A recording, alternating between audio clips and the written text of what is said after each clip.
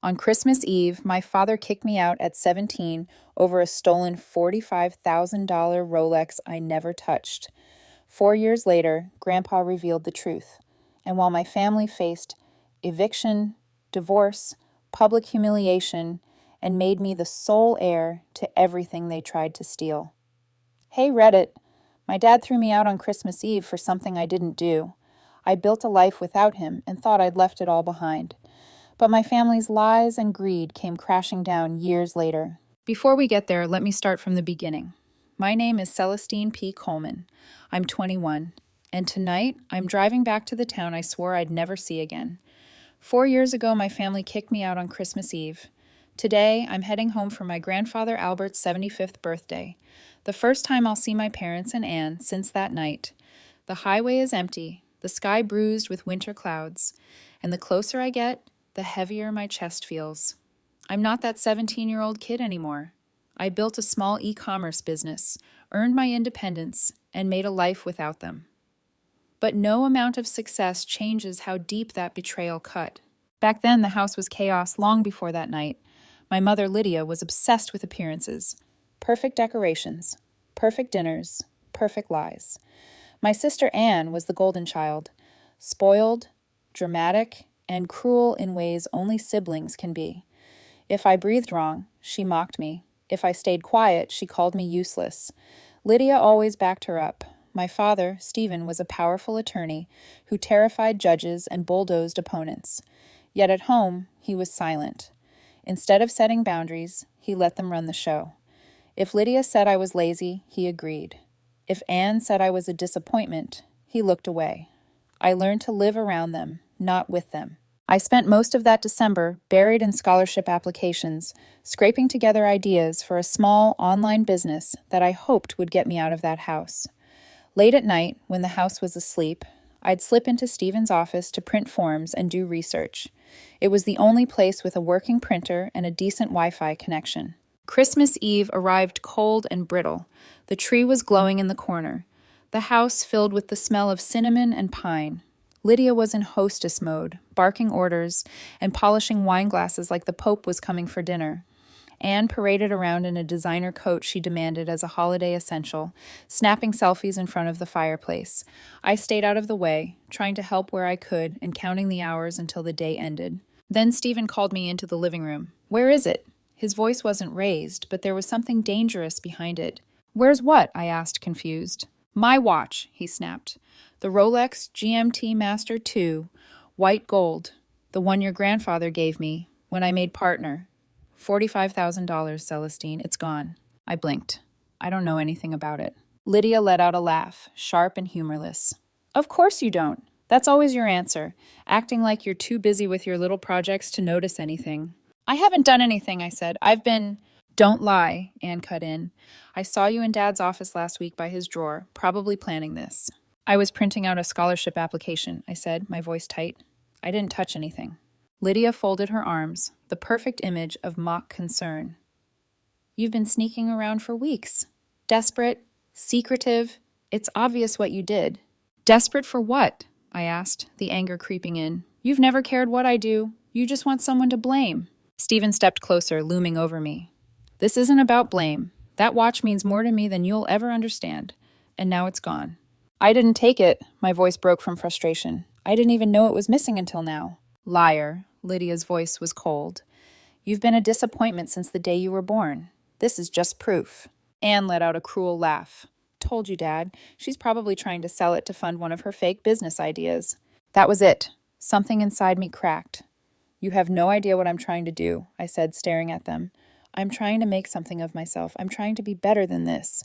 Stephen's eyes hardened. "Don't raise your voice at me. You've embarrassed this family for the last time." "I didn't do anything," I shouted. "You're accusing me of something I didn't—" Before I could finish, Stephen turned to his desk, opened the drawer, and pulled out the empty Rolex box. He threw it across the room. It hit the wall beside me and fell to the floor. "Get out," he said, voice low and final. "Pack your things. Leave this house. You're not part of this family anymore." The Christmas tree lights blinked in the corner. Carols played faintly from the stereo. Outside, snow was beginning to fall.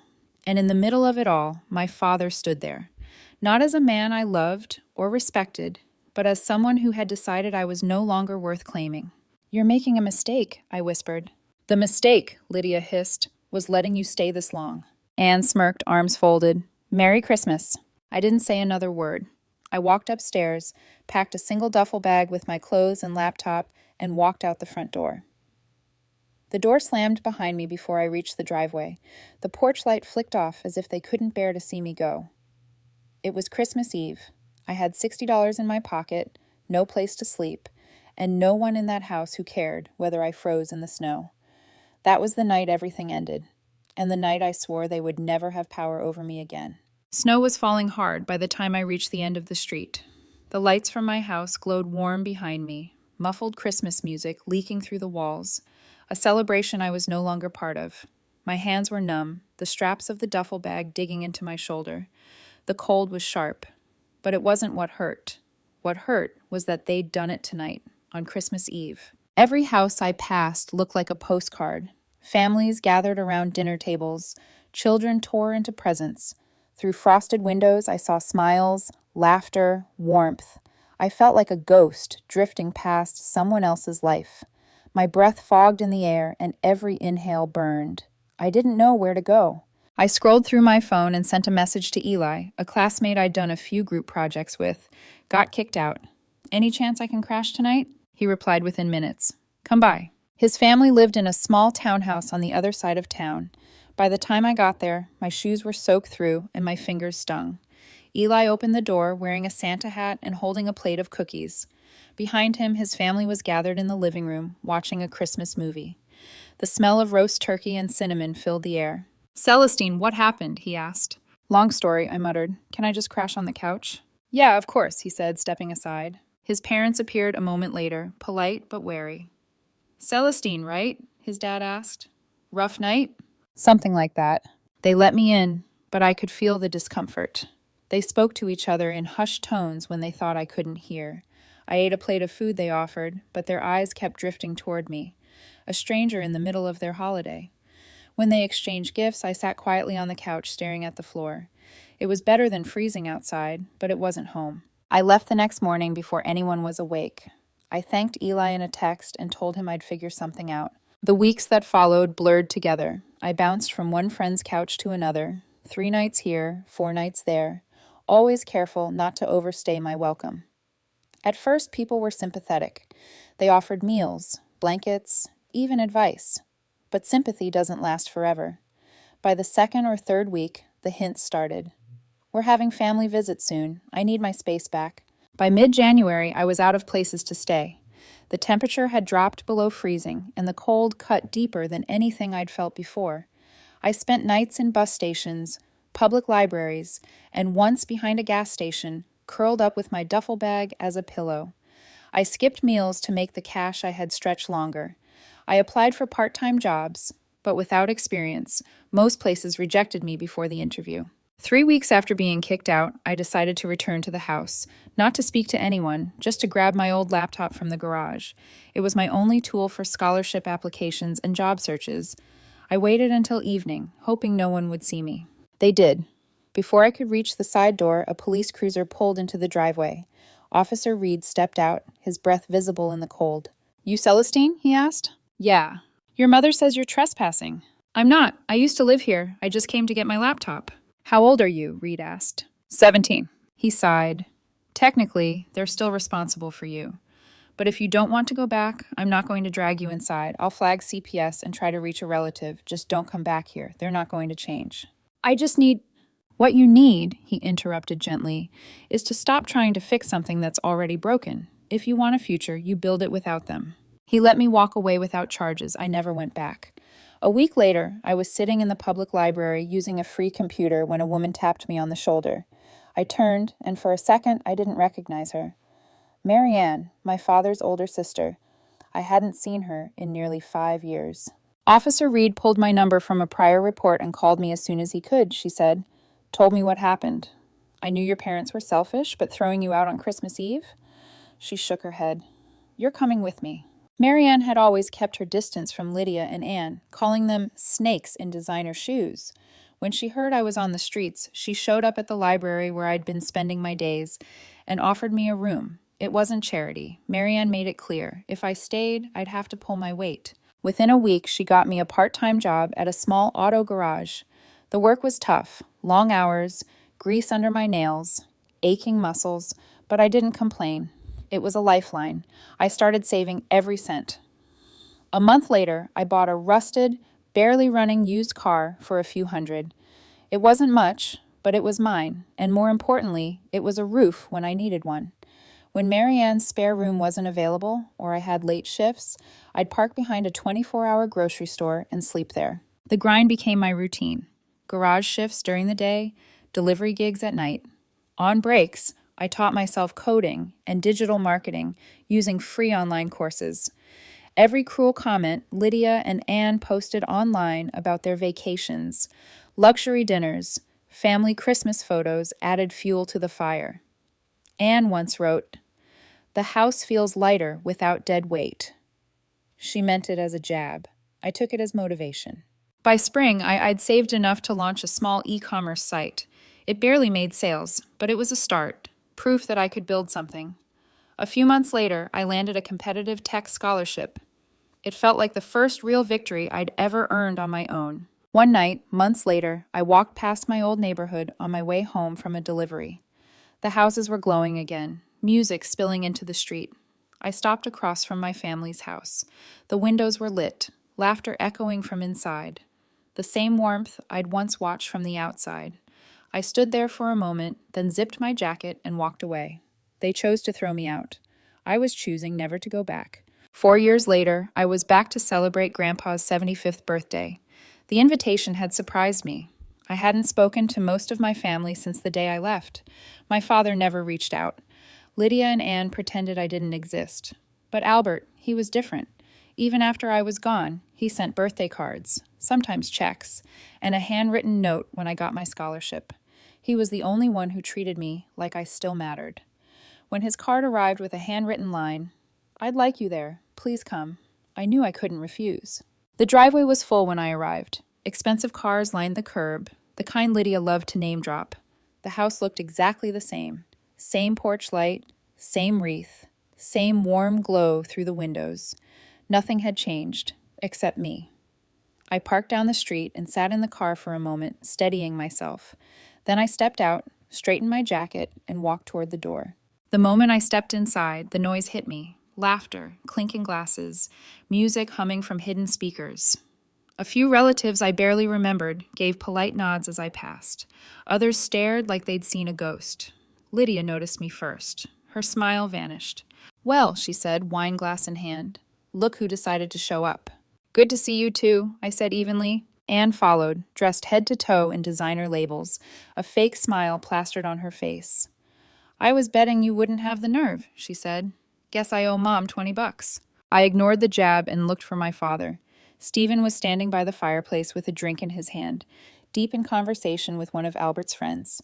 He looked up, saw me, and for a second his expression faltered. Then he gave a stiff nod, nothing more. The tension in the room was thick, but I kept my head high. I wasn't the kid they'd humiliated anymore. I'd built my life from nothing, and I wasn't here to impress them. "Celestine," a voice called behind me. It was Ellen, Albert's attorney and oldest friend. "I'm glad you came." "Wouldn't miss it," I said. She lowered her voice. "Albert's been working on something. Don't leave before the toast." I nodded, not sure what she meant. I spent the next hour avoiding conversations. Lydia introduced Anne to anyone who would listen as an up-and-coming entrepreneur, though I knew from social media that her influencer projects were failing. My father pretended I wasn't there.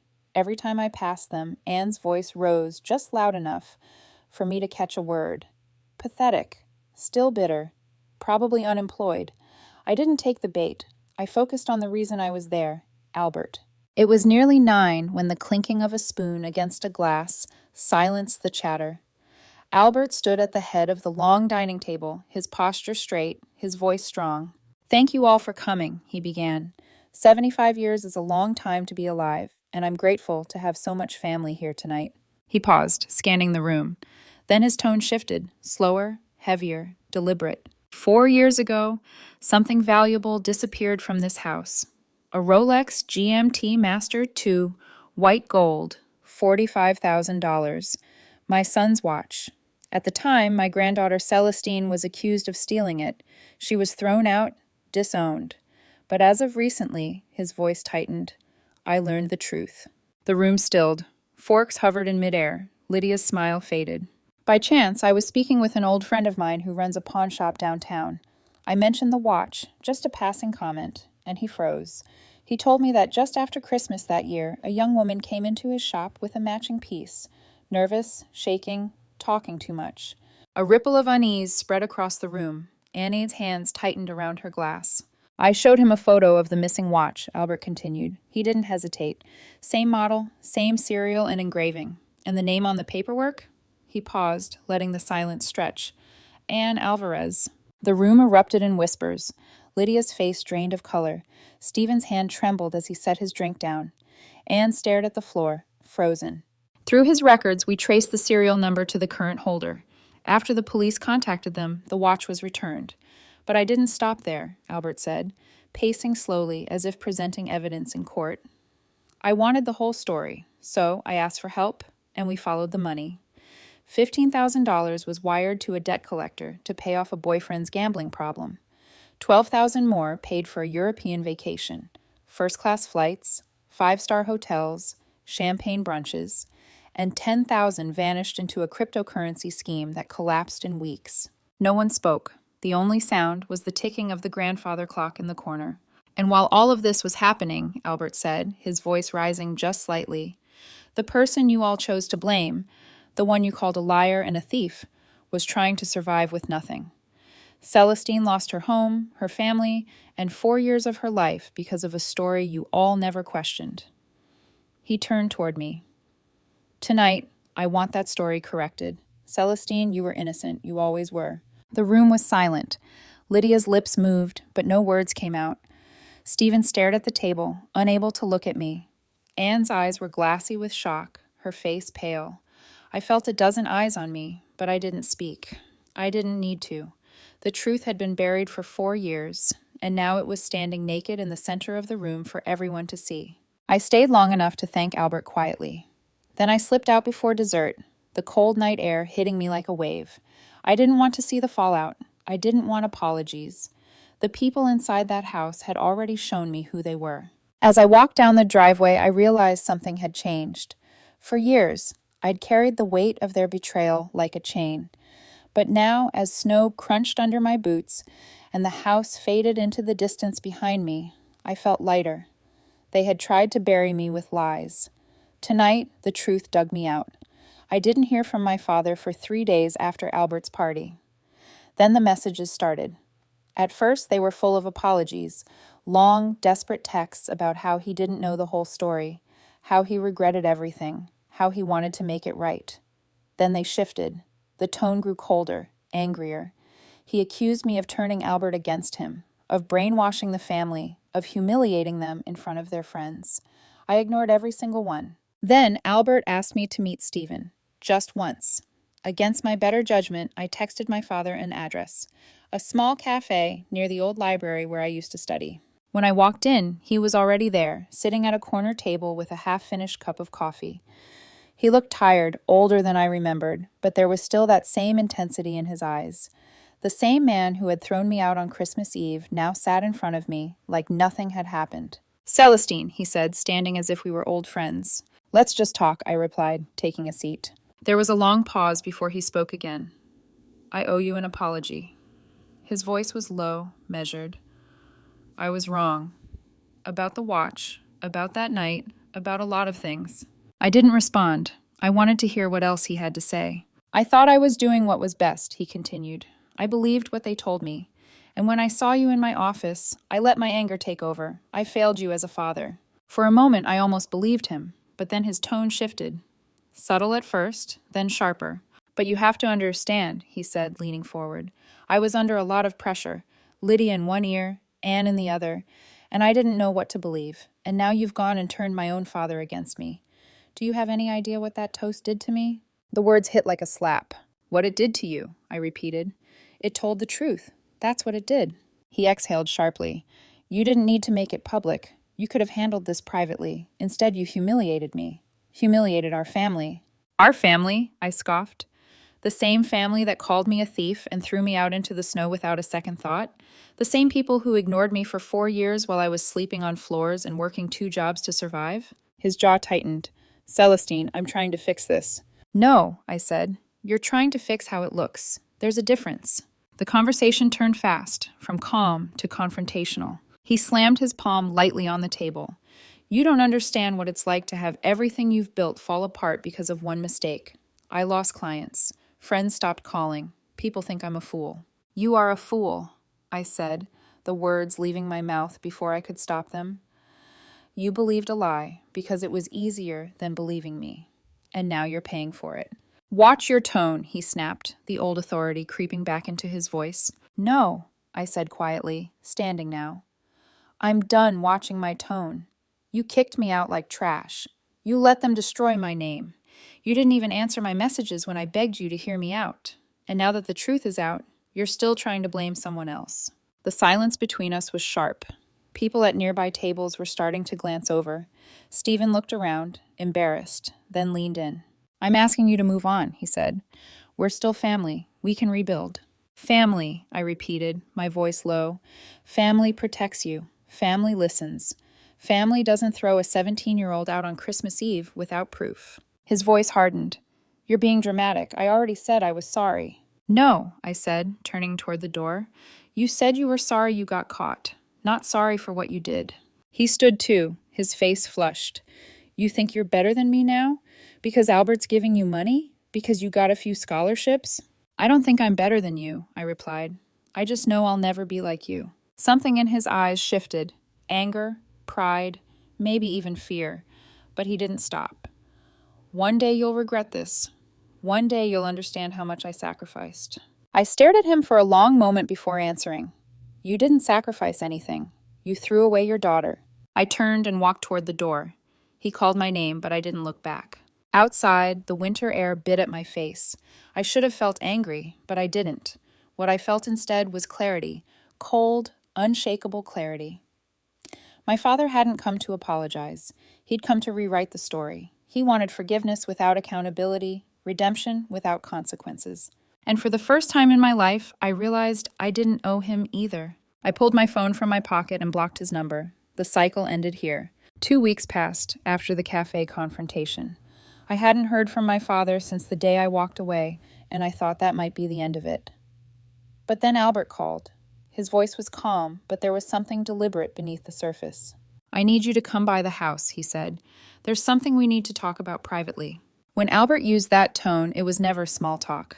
I drove over the next morning, unsure what to expect. He greeted me at the door with a firm handshake and led me into his study, a room that smelled of old books and cedar, lined with decades of family history. On the table in front of him were several folders, each thick with documents. What's all this? I asked. Evidence, Hirai, he replied, and a very big problem. Albert explained that after the truth about the watch came out, he couldn't shake the feeling there was more beneath the surface. The way Lydia and Anne had manipulated my father so easily, the way they lied without hesitation, it had left him unsettled. So, he started digging. It began with a review of the family company's financial records. At first, everything looked fine. Then inconsistencies started showing up. Small withdrawals here, unaccounted transfers there. The deeper he went, the uglier it became. Over the course of 3 years, hundreds of thousands of dollars had quietly disappeared from company and personal accounts. Lydia had been issuing company credit cards in her name, charging them with business expenses that were actually designer handbags, spa treatments, and private chauffeurs. Anne had been funneling company funds into side ventures, failed influencer projects, expensive vacations, even a short-lived clothing brand that collapsed in months. And that wasn't the worst of it. Albert opened another folder and slid a document across the desk. It was a loan agreement, a substantial one, taken out under Stephen's name, but the signature wasn't his. Forged? I asked. Albert nodded. Your mother signed it. She used the money to bail Anne out of a crypto scheme gone bad. $500,000 gone in a single night. I stared at the paperwork. It wasn't just greed. It was calculated betrayal. They hadn't just destroyed trust. They had been bleeding the family dry while blaming everyone else for their mess. Then Albert leaned back and added something that caught me off guard. And you asked me once why Anne ever pawned the Rolex in the first place.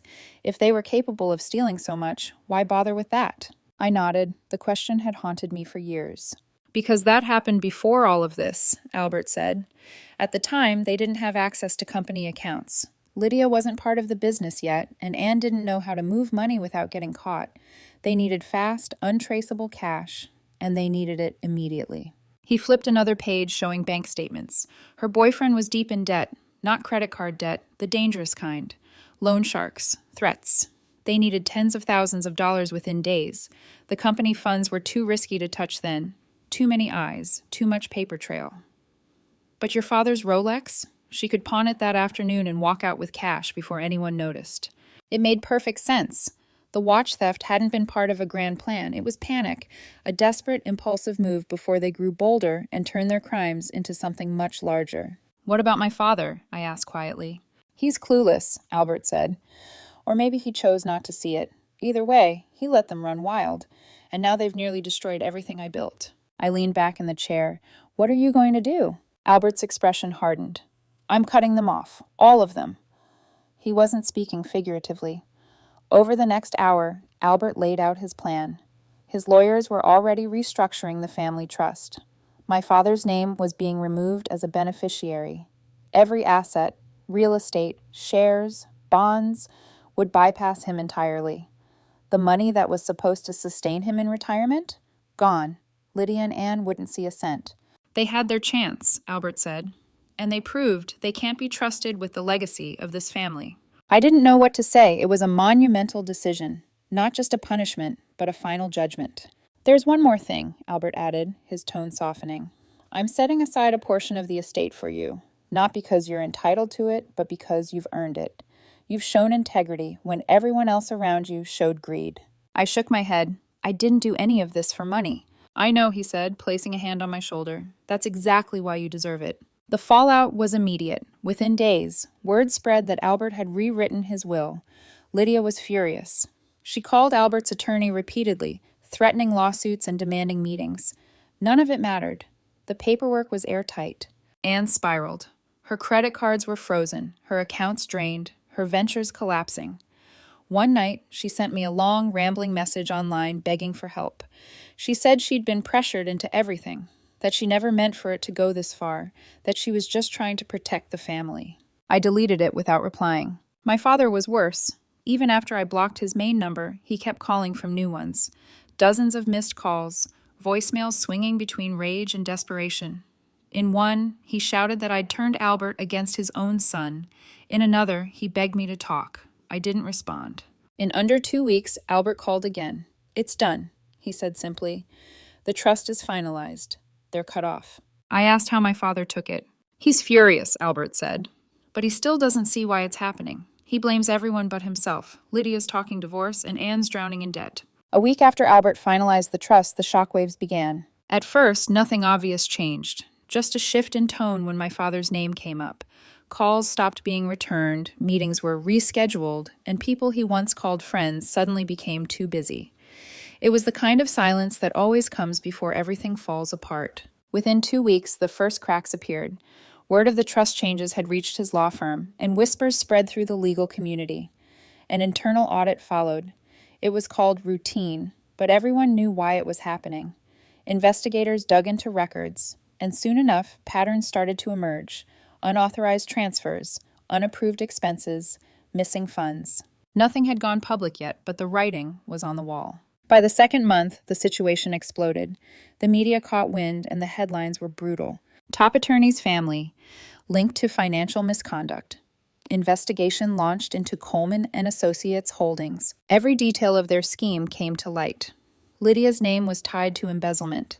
Anne's influencer brand was exposed as a shell company, and my father's reputation, built over decades, was shredded in days. The firm suspended him pending investigation. State regulators opened a case. Clients cut ties. People he once mentored wouldn't return his calls. The man who once terrified courtrooms suddenly had no one in his corner. The third month was worse. Creditors called daily. Accounts were frozen. Sponsorships vanished. Annie's projects collapsed, one after another. Lydia's carefully curated image crumbled. Charity galas, high society dinners, exclusive circles, gone. Around that time, Albert's lawyers started the process of reclaiming the family home. It would take time, but the outcome was inevitable. By the 5th month, humiliation became public. When the eviction notice arrived, Anne completely lost it. She stormed onto Albert's property, screaming that he was destroying the family. Albert listened quietly before cutting her off with a single sentence. Family doesn't forge signatures. Family doesn't drain accounts or frame their own blood. This is the result of your choices. The house went on the market weeks later. Annie's luxury SUV was repossessed. Lydia was photographed shouting at debt collectors, and the pictures went viral. The family that had obsessed over appearances had become a public spectacle. Anne tried one last time to salvage her image. She launched a second chance rebrand online, crying on camera about growth and learning from mistakes. It failed instantly.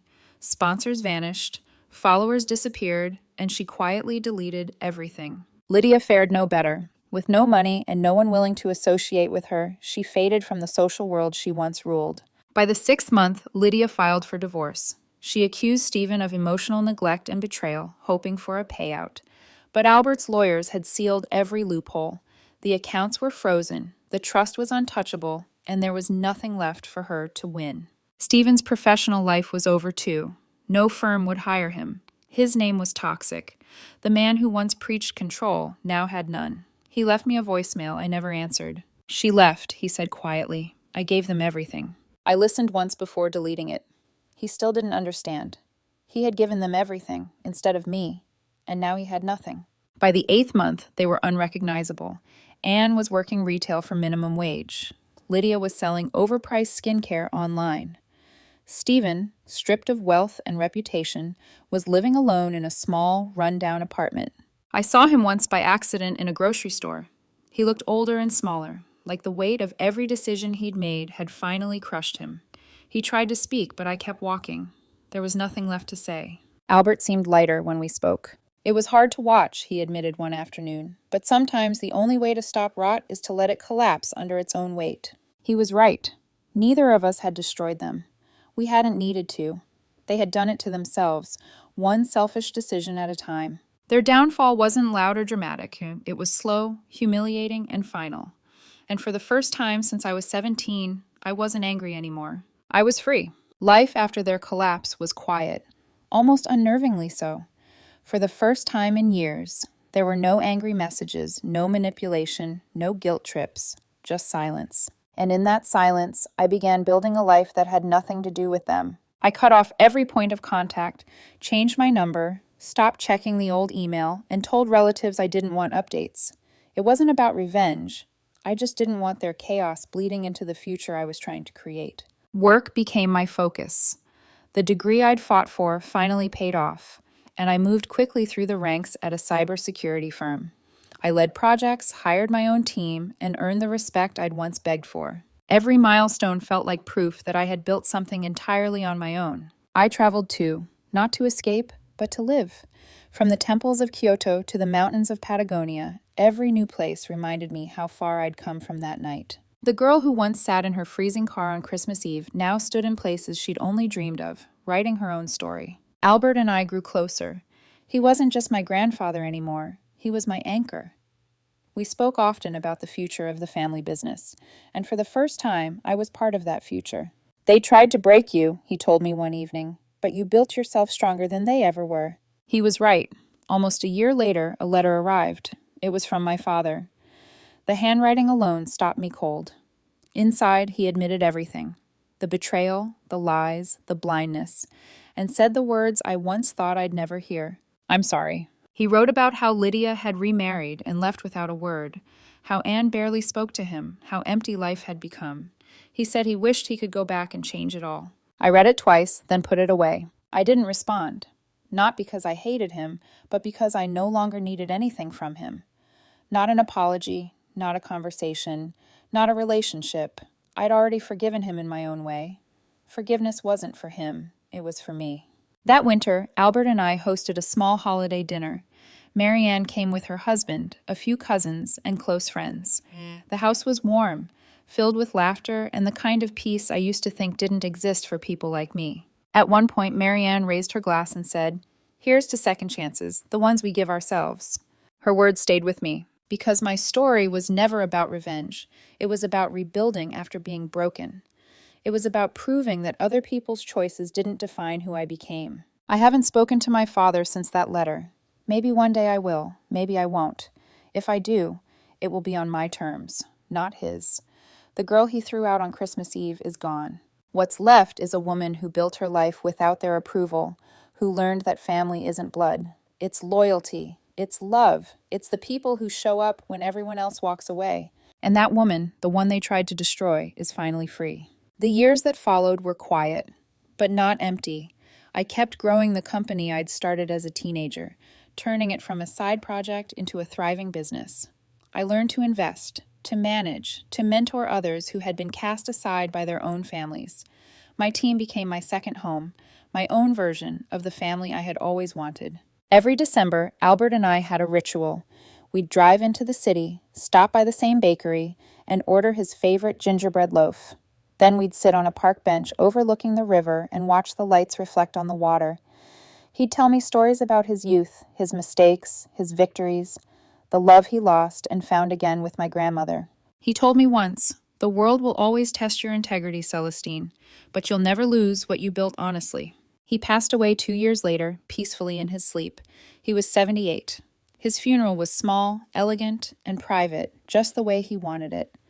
I delivered the eulogy, and for the first time in my life, I spoke in front of the entire family, not as the black sheep they'd thrown away, but as the one who carried his name forward. After the service, Albert's lawyer met with me and Marianne. When he handed me the envelope, I already knew what it was. Albert had left everything to me. The trust, the properties, the business, everything. Marianne smiled softly. "He always said you'd be the one to keep it alive." For a moment, the weight of it was overwhelming. I didn't feel pride. I didn't feel triumph. I just felt peace. Because what I had built with Albert wasn't about inheritance. It was about redemption. A few weeks later, I received another letter, this time from Anne. It was short, handwritten on cheap stationery. "Celestine, I know I'm the last person you want to hear from. I just wanted to say I'm sorry. You didn't deserve what I did. None of it. I've lost everything. My home, my marriage, my reputation. But I guess I needed to lose it all to realize what I had. I don't expect forgiveness. I just hope you're happy. Anne." I stared at it for a long time before folding it neatly and putting it in a drawer. It was more than I ever expected and far too late to matter. But there was something strangely freeing in reading her words, not because I forgave her, but because I didn't have to hate her anymore. Lydia never reached out. She married a wealthy man 15 years her senior and moved to Florida, where she lived out her life pretending none of it ever happened. She built new lies on top of old ones, a queen without a kingdom. I heard through a distant cousin that she'd started attending church again, talking about finding peace. Maybe she did. Or maybe she just needed another audience to applaud her act. Stephen, my father, spent his final years quietly. His name had faded from the public eye. I read in a small obituary 5 years after Albert's passing that he had died alone in his apartment. No service, no photos, just a name, 2 lines, and an ending. I didn't cry, but I didn't smile either. I just closed the tab on my laptop and whispered goodbye. It was strange how life had come full circle. The people who had once stood above me had fallen, and not because I pushed them, but because of who they chose to be. And I, the girl they once cast out into the cold, had built everything they thought I never could. It wasn't revenge that healed me. It was forgiveness, the kind you give yourself when you finally stop letting the past dictate your worth. Last Christmas Eve, I went back to Albert's property, my property now. I stood outside the old house, looking up at the lights strung along the eaves, the same ones that had glowed that night when I was 17. The snow was falling gently, covering the driveway in white. The house was quiet now, peaceful. I took a deep breath and whispered to the girl I used to be, "You made it," because she had. She survived being thrown out into the cold, survived betrayal, survived the weight of other people's lies, and turned every scar into something stronger.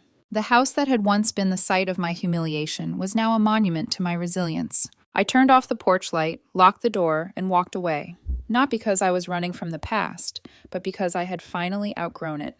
When I got home, I poured a cup of tea and opened my laptop to draft a message for the new year.